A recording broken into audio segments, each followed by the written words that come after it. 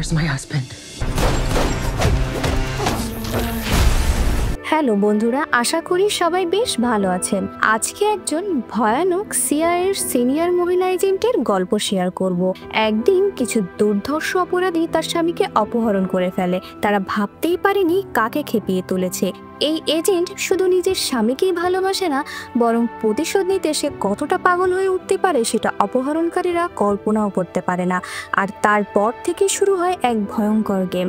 একটা একটা অপরাধীকে খুঁজে বের করতে থাকে, কেউ যেন রেহাই না পায়। অস্ত্র, বুদ্ধি আর ভয়ঙ্কর প্ল্যান দিয়ে সিআইএর ট্রেনিংকেও হার মানিয়ে দেয় তার প্রতিটি অ্যাকশন। কিন্তু প্রশ্ন হচ্ছে, তার স্বামীকে অপহরণের পেছনে আসল কারণ কি? এই সব কিছু কি শুধুই কিডন্যাপ, নাকি এর পেছনে আছে আরো গভীর এক ষড়যন্ত্র? সব প্রশ্নের উত্তর আর রক্তমাখা এক প্রতিশোধের গল্প নিয়ে হাজির হয়েছে আজকের মুভি এক্সপ্লেইন নিয়ে। যারা অ্যাকশন, ইমোশন অ্যান্ড থ্রিলার পছন্দ করো তাদের জন্য এটা হতে পারে একটা মাস্ট ওয়াচ মুভি। তাহলে বসে পড়ো আর শুরু করি আজকের মুভি এক্সপ্লেনেশন। তবে তার আগে আমাদের নতুন চ্যানেলকে একটা সাবস্ক্রাইব করে দিন প্লিজ। তো গল্পের শুরুতে আমরা দেখতে পাই টোকিও শহরে ঝলমলে একটা দৃশ্য, আর সেখানেই আমাদের পরিচয় হয় গল্পের মূল চরিত্রে সিআই এজেন্ট অ্যাভেরির সাথে। অ্যাভেরির ফোনে একটা মেসেজ আসে। ফোনটা খুলে এসে দেখে একটা লোকের ছবি।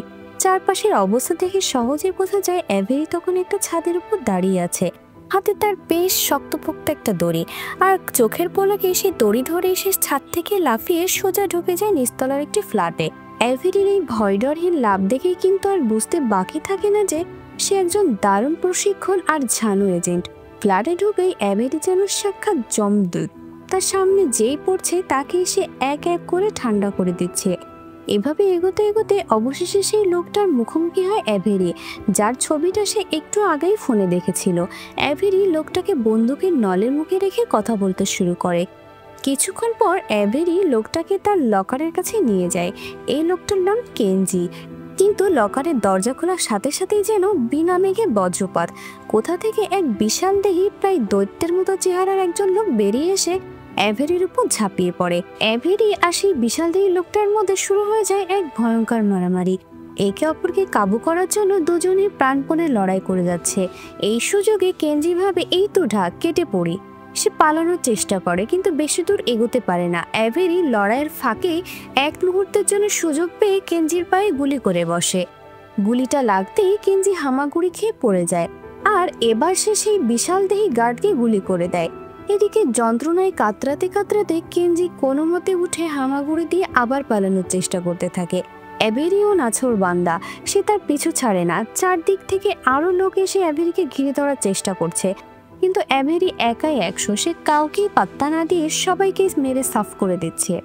অবশেষে আহত কেনজি কোনো রকমে দৌড়ে একটা সুইমিং পুলের দিকে চলে যায়, কিন্তু অ্যাভেরিও সেখানে হাজির। সে কেনজিকে ধরে আচ্ছা করে ধুলায় দেয় আর বলে, বল সেই ডিভাইসটা কোথায়? কেনজি আর মার সুযোগ হতে না পেরে ডিভাইসটা অ্যাভেরির হাতে তুলে দেয়। তার ডিভাইসটা হাতে পাওয়ার সাথে সাথে অ্যাভেরি এক গুলিতে কেনজিকে খতম করে দেয়। টোকিওতে অ্যাভেরির মিশন এখানেই শেষ। সে আর এক মুহূর্ত দেরি না করে নিজের দেশের দিকে রওনা দেয়। নিজের দেশে ফিরে নিজের ঘরের ভিতর ঢুকতেই আমরা দেখতে পাই তার স্বামীকে, যার নাম ডেভিড। ডেভিড তার স্ত্রীকে এতদিন পর বাড়িতে ফিরতে দেখে তাকে ওয়েলকাম জানায়। কথায় কথায় আমরা জানতে পারি আজ তো তাদের বিবাহবার্ষিকী। এই বিশেষ দিনে ডেভিড তার প্রিয়তমার স্ত্রীর জন্য একের পর এক সারপ্রাইজ সাজিয়ে রাখে। অ্যাভেরিও সেসব সারপ্রাইজ দেখে ভীষণ খুশি হয়ে যায়। দুজন একসাথে কিছুটা মিষ্টি সময় কাটায়, কিন্তু খুশির সময় যেন বড্ড তাড়াতাড়ি ফুরিয়ে যায়। সকাল হতেই অ্যাভেরি একদম ফিটফাট হয়ে সোজা চলে যায় তার অফিসে।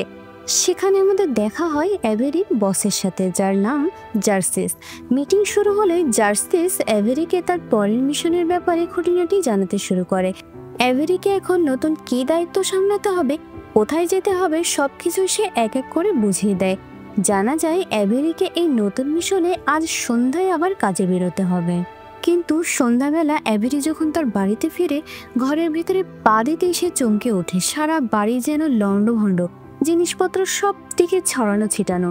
দেখেই মনে হচ্ছে কেউ যেন সবকিছু তছনছ করে দিয়ে গেছে। অ্যাভেরি পাগলের মতো সারা বাড়ি তার স্বামী ডেভিডকে খুঁজতে থাকে, কিন্তু কোথাও ডেভিডের কোনো দেখা পায় না। পুরো বাড়ি তন্ন তন্ন করে খুঁজেও যখন ডেভিডকে পাওয়া যায় না, তখন অ্যাভেরি বুঝতে পারে তার সবচেয়ে বড় ভয়টাই সত্যি হয়ে গেছে, ডেভিড নিখোঁজ হয়ে গেছে। অ্যাভেরির বুকের ভেতরটা যেন অজানা ভয়ে কেঁপে ওঠে। ঠিক সেই মুহূর্তেই তার ফোনটা বেজে ওঠে। ফোনটা ধরতেই ওপাশ থেকে একটা অচেনা লোকের গলা ভেসে আসে। সে লোকটা অ্যাভেরিকে জানায় যে তারাই ডেভিডকে কিডন্যাপ করেছে, আর তারা চায় অ্যাভেরি যেন তাদের সব শর্ত অক্ষরে অক্ষরে মেনে নেয়, তা না হলে তারা ডেভিডকে মেরে ফেলবে। অ্যাভেরি মরিয়া হয়ে বলে, আমার ডেভিডের সাথে কথা বলা দরকার। ফোনের ওপাশে লোকটা যখন ডেভিডের গলা শোনায়, অ্যাভেরি ডেভিডের গলা শুনে ইমোশনাল হয়ে যায়। সে বুঝতে পারে যে কোনো মূল্যে হলেও তাকে ডেভিডকে বাঁচাতে হবে। এবার অ্যাভেরি ফোন কাটার পর ঠান্ডা মাথায় তার গোয়েন্দা বুদ্ধিকে কাজে লাগায়। সবার আগে সে তার নিজের এজেন্সিতে ফোন করে। সেখানে সে সারিনা নামের একজন তুখোড় হ্যাকারের সাথে কথা বলে। অ্যাভেরি সারিনাকে জানায় যে তার ফোনে একটা কল এসেছিল, আর সেই কলটা ট্রেস করতে হবে। কলটা কোথা থেকে করা হয়েছিল সেই লোকেশনটা তার এক্ষুনি জানা দরকার। সারিনাও এক মুহূর্ত দেরি না করে কাজে লেগে পড়ে। কিছুক্ষণের মধ্যেই সে কলটার লোকেশন ট্রেস করে অ্যাভেরিকে জানিয়ে দেয়, আর লোকেশনটা জানার সাথে সাথে অ্যাভেরি দ্রুত সেই জায়গা সম্পর্কে আরও খোঁজ খবর নেয় এবং সময় নষ্ট না করে সেখানে পৌঁছে যায়। গিয়ে দেখে বাড়িটাতে অনেকগুলো দরজা। এখন অ্যাভেরিকে খুঁজে বের করতে হবে কোন ঘরে সেই লোকগুলো লুকিয়ে আছে। সে একটা বুদ্ধি বের করে, যে ফোন নাম্বার থেকে কলটা এসেছিল সেই নাম্বারে সে আবার কল দেয়। কলটা করতে সে শুনতে পায় একটা নির্দিষ্ট ঘরের মধ্যে ফোনটা বাজতে থাকে। অ্যাভেরি খুব সাবধানে সেই ঘরের দিকে এগিয়ে যায়। ঘরে ঢুকে সে দেখে ফোনটা একটা টেবিলের উপর পড়ে আছে। সে ফোনটা কেটে দেয়, কিন্তু কিছুক্ষণ পরেই ফোনটা আবার বেজে ওঠে। অ্যাভেরি এবার ফোনটা ধরতে অপর প্রান্তে সেই একই গলা শুনতে পায়, আর তখন সে বুঝতে পারে এই লোকগুলো সাংঘাতিক চালাক। অ্যাভেরি কি করতে পারে আর কি করতে পারে না সে সম্পর্কে তাদের বেশ ধারণা আছে। ওরা নিশ্চয়ই অ্যাভেরির উপর 24 ঘন্টা নজর রাখছিল, আর এখনও রাখছে। লোকটা বলে, তোমার চালাকি দেখে আমরা মোটেও ঘাবড়াইনি, কিন্তু তুমি যদি ডেভিডকে জীবিত দেখতে চাও তাহলে আমাদের সব কথা শুনতে হবে, আর তুমি যে ফাজলামিটা করলে তার জন্য তোমাকে শাস্তি পেতে হবে। তুমি এখন যেখানে দাঁড়িয়ে আছো ঠিক তার নিচে একটা বোমা রাখা আছে, ওখান থেকে এক পা নড়লেই বোমাটা ফেটে যাবে আর তোমার খেয়েও খতম। এই কথা বলেই লোকটা ফোনটা কেটে দেয়। অ্যাভেরির মাথায় যেন আকাশ ভেঙে পড়লো। তার মস্তিষ্ক দ্রুত কাজ করতে শুরু করে। সে চারিদিকে তাকিয়ে দেখে সামনে একটি মাত্র টেবিল আছে। সে এক ঝটকায় টেবিল টেনে নিজের কাছে নিয়ে আসে আর সেটার একটা পায়া ভেঙে ফেলে।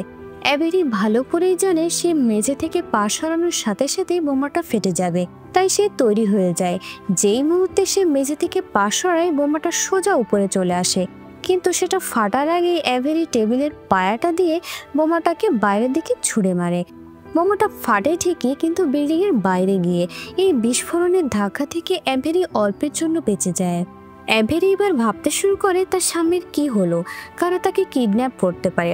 হঠাৎ তার মনে পড়ে যায় লাস্ট মিশন ছিল কেনজিকে মারা, আর সে ধারণা করে নিশ্চয়ই এই মিশনের সাথেই কিছু জড়িত। তার মনে পড়ে তাদের একটা সেফ হাউসে কেনজির দলের একজন লোক বন্দি আছে। অ্যাভেরি সোজা সেই সেফ হাউসে চলে যায়। ঘরের ভেতরে ঢুকে সে লোকটাকে চেপে ধরে জিজ্ঞাসা করতে শুরু করে কারা তার স্বামীকে কিডন্যাপ করেছে, কিন্তু লোকটা সোজাসাপটা অস্বীকার করে সে নাকি এই ব্যাপারে কিছুই জানে না। অ্যাভেরি তবুও হাল ছাড়ে না, সে লোকটাকে সামনে পেটাতে থাকে। অবশেষে মারের চোটে লোকটা গুরুত্বপূর্ণ একটি তথ্য দেয়। জানা যায় লোকটার একটা দাঁতের ভেতরে মিশন সম্পর্কিত কিছু তথ্য লুকানো আছে। অ্যাভেরি আর দেরি করে না, সে লোকটা সেই দাঁতটা ভেঙে তার ভেতর থেকে তথ্য বের করে নেয়। ঠিক সেই সময় সেফ হাউসের বাকি এজেন্টরা ব্যাপারটা জেনে যায়। তারা বুঝতে পারে অ্যাভেরি এই তথ্য বাইরে নিয়ে গেলে বিপদ হতে পারে, তাই তারা অ্যাভেরিকে আটকাতে আসে। কিন্তু অ্যাভেরিকে থামানো কি এতটাই সোজা? সে তাদেরকে এক এক করে আক্রমণ করে ধরাশায়ী করে দেয়। চারদিক থেকে এজেন্টরা তাকে ধরার জন্য ছুটে আসছে, কিন্তু অ্যাভেরি যেন আজ রণংদেহী মূর্তির আকার ধারণ করেছে। সে সবার উপর মাহি পড়ছে। সবাইকে মেরে নিজের রাস্তা পরিষ্কার করে সে ওখান থেকে বেরিয়ে যায়। এই খবর আগুনের মতো সবখানে ছড়িয়ে পড়ে। অ্যাভেরি যে তথ্যগুলো উদ্ধার করেছে সেগুলো খুবই গুরুত্বপূর্ণ। বিশেষ করে সেই তথ্যের মধ্যে ক্যানারি ব্ল্যাক নামক এক বিশেষ মিশনের কথা উল্লেখ আছে। এই ব্যাপারটা অ্যাভেরির বস জার্ভিসের কানেও পৌঁছায় যায়। জার্ভিস সিসিটিভি ফুটেজে দেখতে পায় অ্যাভেরি কিভাবে সবকিছু তছনছ করে তথ্য নিয়ে পালিয়েছে। জার্ভিস কিছুই বুঝতে পারে না অ্যাভেরি কেন এমন করছে, কেন সে নিজের এজেন্সির সাথে বিশ্বাসঘাতকতা করছে। জার্ভিসের মাথায় হাজারো প্রশ্ন ঘুরপাক খেতে থাকে। ঠিক তখনই অ্যাভেরির ফোন আসে জার্ভিসের কাছে। অ্যাভেরি জার্ভিসকে সব খুলে বলে। সে জানায়, স্যার, যে কোনো মূল্যে আমাকে ডেভিডকে বাঁচাতে হবে। ডেভিড ছাড়া আমার আর কেউ নেই। যারা ডেভিডকে কিডন্যাপ করেছে আমাকে যত তাড়াতাড়ি সম্ভব তাদের কাছে পৌঁছাতে হবে। অন্যদিকে অ্যাভেরি তার পাওয়ার তথ্যের সূত্রে ধরে এগিয়ে যেতে থাকে।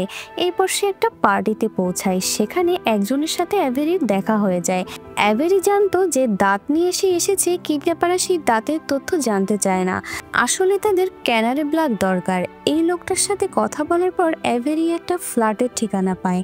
তার ধারণা এই ফ্ল্যাটে গেলেই হয়তো ক্যানারি ব্লাড সম্পর্কে গুরুত্বপূর্ণ কোনো তথ্য পাওয়া যেতে পারে। সময় নষ্ট না করে অ্যাভেরি সেই ফ্ল্যাটে পৌঁছে যায়, কিন্তু ফ্ল্যাটের ভিতরে ঢোকার সাথে সাথে একজন লোক তাকে আক্রমণ করে বসে। দুজনের মধ্যে অনেকক্ষণ ধরে মারাত্মক লড়াই চলে, কিন্তু শেষ পর্যন্ত অ্যাভেরি জিতে। সে লোকটাকে মেরে ফেলে। মরার আগে লোকটা অ্যাভেরিকে একটি ব্রিফকেসের দিকে ইশারা করে যায়। অ্যাভেরি ব্রিফকেসটা খুলে দেখে সেটা সম্পূর্ণ খালি। অ্যাভেরি আবারও ব্যর্থ হয়। ঠিক তখনই সে একটা ফোন বাজার শব্দ শুনতে পায়। মৃত লোকটার ফোনটাই বাজছে। অ্যাভেরি ফোনটা ধরেই দেখতে পায় যে তার স্বামী ডেভিডকে বেঁধে রাখা হয়েছে এবং তার উপর অকথ্য অত্যাচার চালানো হচ্ছে। এই দৃশ্যগুলো অ্যাভেরিকে ভেতর থেকে নাড়িয়ে দেয়। সে আর স্থির হয়ে থাকতে পারে না। সে সাথে সাথে জার্ভিসকে একটা মেসেজ পাঠায় যে সে দেখা করতে চায়।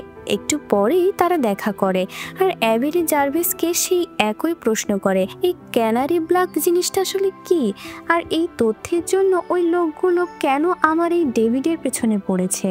জার্ভিস তখন অ্যাভেরিকে জানে যে ক্যানারি ব্লাড আসলে একটা সাংঘাতিক গুরুত্বপূর্ণ তথ্যের ভাণ্ডার।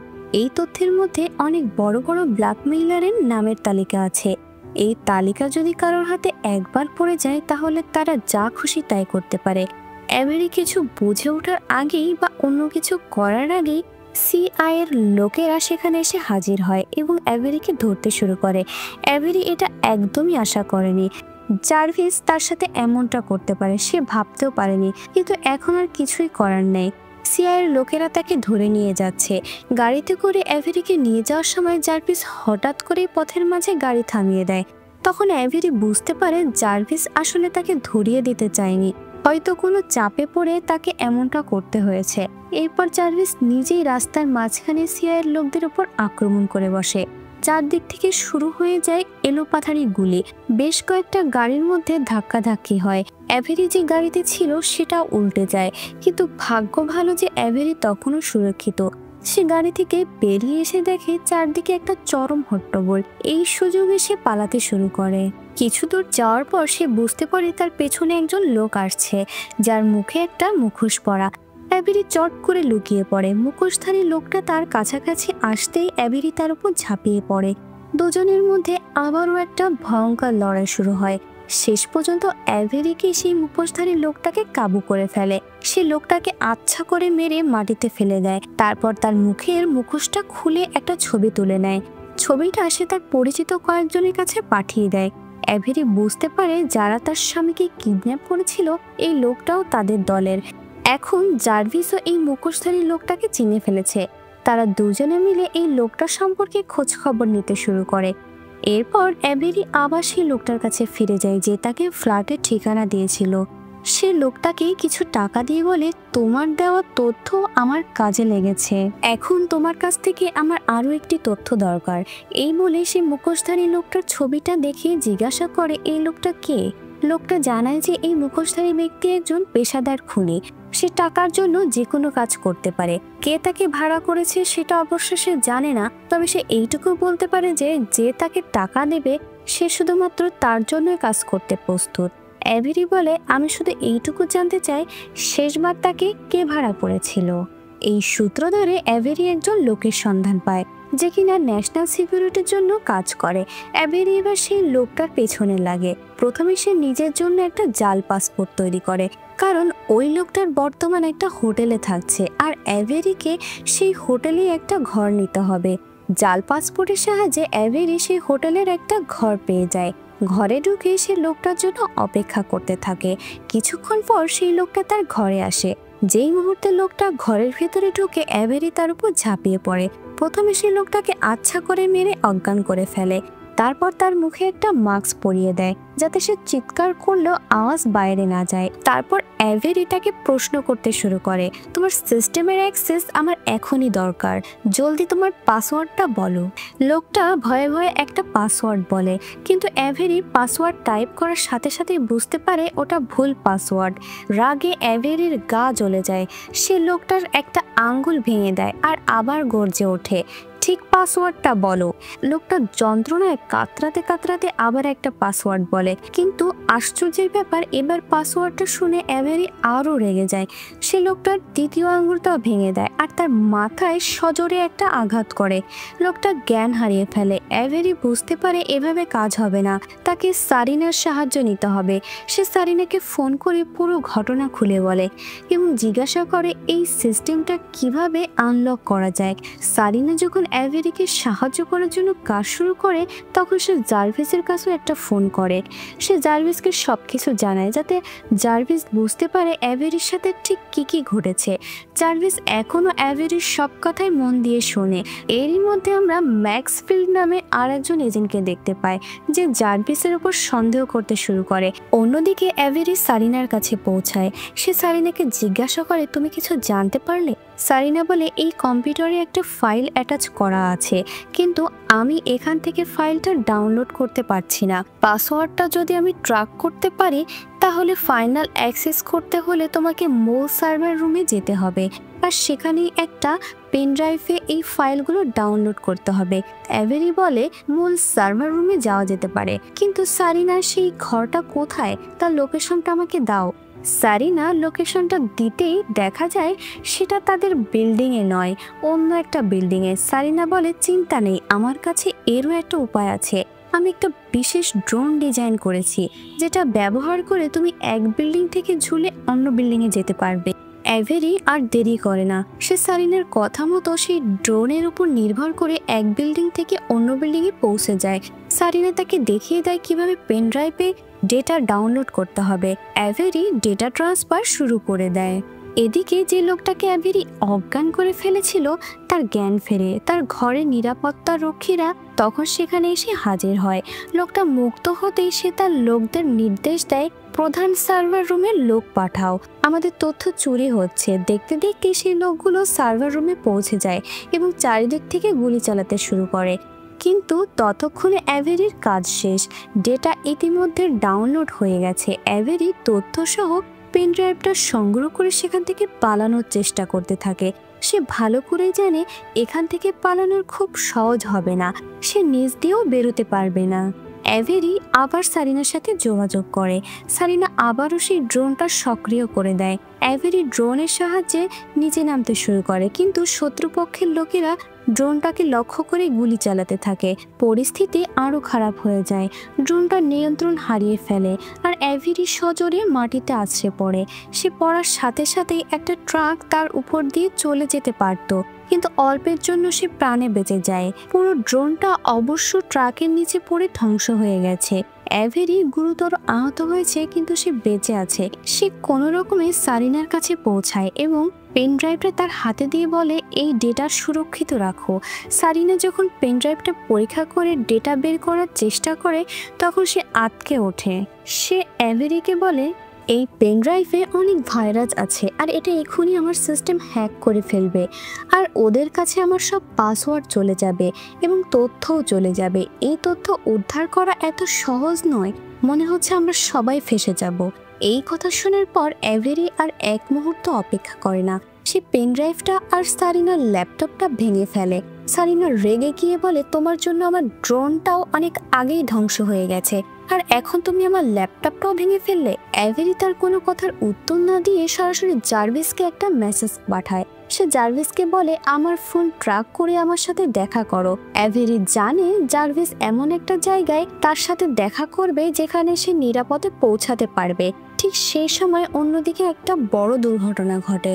সব এজেন্সি, সব গুরুত্বপূর্ণ ব্যক্তিরা একটা জায়গায় জড়ো হচ্ছে, কারণ একজন মুখোশধারী লোক সমস্ত এজেন্সিকে ব্ল্যাকমেইল করছে। সে টিভি পর্দায় এসে সবার সামনে তার শর্তগুলো পেশ করতে শুরু করে। এই মুখোশধারী লোকটা সেই ব্যক্তি যে ডেভিডকে কিডন্যাপ করেছিল। অন্যদিকে আমরা অ্যাভেরিকে দেখতে পাই সে এখনো নিরাপদে আছে। সে আহত ঠিকই, কিন্তু সে দৌড়াচ্ছে। এখান থেকে বের হতে তার কিছুটা সময় লাগছে। এরপর সে একটা পাবলিক ফোনে পৌঁছায় এবং কাউকে ফোন করার চেষ্টা করে। হঠাৎ করেই পেছন থেকে একটা লোক এসে তাকে টিজার গান দিয়ে গুলি করে আর অ্যাভেরি জ্ঞান হারিয়ে মাটিতে লুটিয়ে পড়ে। লোকটা অ্যাভেরিকে তুলে নিয়ে সেখান থেকে চলে যায়। কিছুক্ষণ পর জার্ভিসও সেখানে এসে পৌঁছায় অ্যাভেরির সাথে দেখা করার জন্য, কিন্তু অ্যাভেরিকে আর পায় না। ঠিক তখনই কনারি ব্রেজেন নামে একজন লোক তার সামনে এসে দাঁড়ায়। কনারি আর কোনো কথা না বাড়িয়ে সোজা জার্ভিসকে গুলি করে। এরপর আমরা দেখতে পাই সেই লোকগুলো অ্যাভেরিকে জিম্মি করে রেখেছে। কনারি অ্যাভেরিকে বলে, আমার এখনই ক্যানারি ব্ল্যাক দরকার, এটা আমাকে দিয়ে দাও, না হলে তোমার স্বামীকে আমি মেরে ফেলবো, তোমাকেও মেরে ফেলবো। অ্যাভেরি বলে, আমার কাছে কোনো তথ্য নেই। কনারি তখন আরো রেগে গিয়ে বলে, পুরো পৃথিবী আমার হাতের মুঠোয় চলে আসবে যদি আমি ক্যানারি ব্ল্যাক পাই, আর তুমি যদি আর একবারও না বলো তাহলে সত্যি সত্যি তোমার স্বামীকে মেরে ফেলবো। এবার যখন কনারি অ্যাভেরির স্বামীর দিকে এগোয় তখন অ্যাভেরি বলে তার কাছে সত্যি ক্যানারি ব্ল্যাক নেই। ক্যানারি তখন ডেভিডকে গুলি করে এবং তার লোকদের আদেশ দেয় অ্যাভেরিকেও মেরে ফেলতে। কিন্তু যেই মুহূর্তে কনারি সেখান থেকে বেরিয়ে পড়ে আমরা একটা অবাক করা দৃশ্য দেখতে পাই।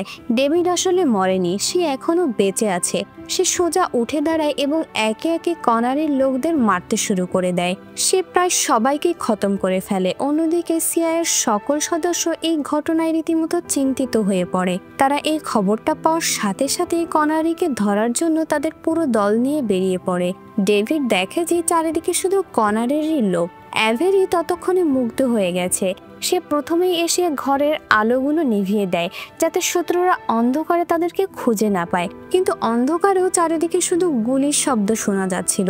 অ্যাভেরির হাতে বন্দুক আসার পর সেও একের পর এক সবাইকে খতম করতে শুরু করে। বেশ কিছু লোক মরার পর যখন সে আবারও এগিয়ে যায় তখন সে দেখতে পায় জার্ভিসের মৃতদেহ মাটিতে পড়ে আছে। অ্যাভেরি ভালো করে পরীক্ষা করে বুঝতে পারে জার্ভিস সত্যিই মারা গেছে।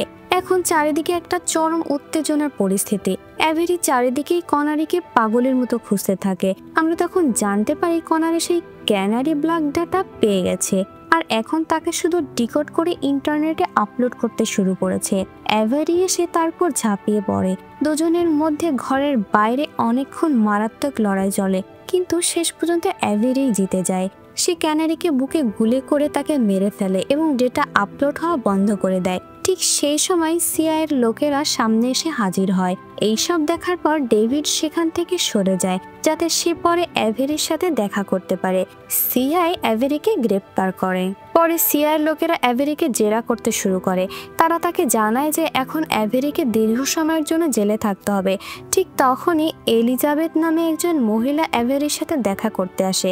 সে অ্যাভেরিকে বলে, তুমি এখনো পর্যন্ত যা কিছু করেছো তোমার কাজ সত্যিই প্রশংসার যোগ্য। তুমি যদি সিআইতে থাকতে তাহলে তারা তোমাকে জেলে দিয়ে দেবে, কিন্তু তুমি যদি আমাদের সাথে যোগদান করো তাহলে আমরা তোমাকে আমাদের দলে রাখবো। আমাদের এজেন্সির নাম MC6। তুমি যদি আমাদের জন্য কাজ করো তাহলে তোমাকে আর জেলে যেতে হবে না আর তোমার সম্পূর্ণ স্বাধীনতা থাকবে। অ্যাভেরি এলিজাবেথের প্রস্তাবে রাজি হয়ে যায়। অ্যাভেরি এখন আবার তার স্বামীর কাছে ফিরে এসেছে এবং সে তার পরবর্তী মিশনের জন্য প্রস্তুতি নিচ্ছে। আর এভাবেই এই দুর্দান্ত অ্যাকশন প্যাগড সিনেমাটা এখানেই শেষ হয়। বন্ধুরা, আমাদের আজকের গল্প এখানেই শেষ হচ্ছে। যদি আমাদের ভিডিওটা আপনাদের ভালো লেগে থাকে তাহলে প্লিজ লাইক আর শেয়ার করতে ভুলবেন না। আর হ্যাঁ, এরকম আরো দারুণ দারুণ মুভি গল্প শুনতে হলে অবশ্যই আমাদের চ্যানেলটা সাবস্ক্রাইব করে রাখবেন। ধন্যবাদ।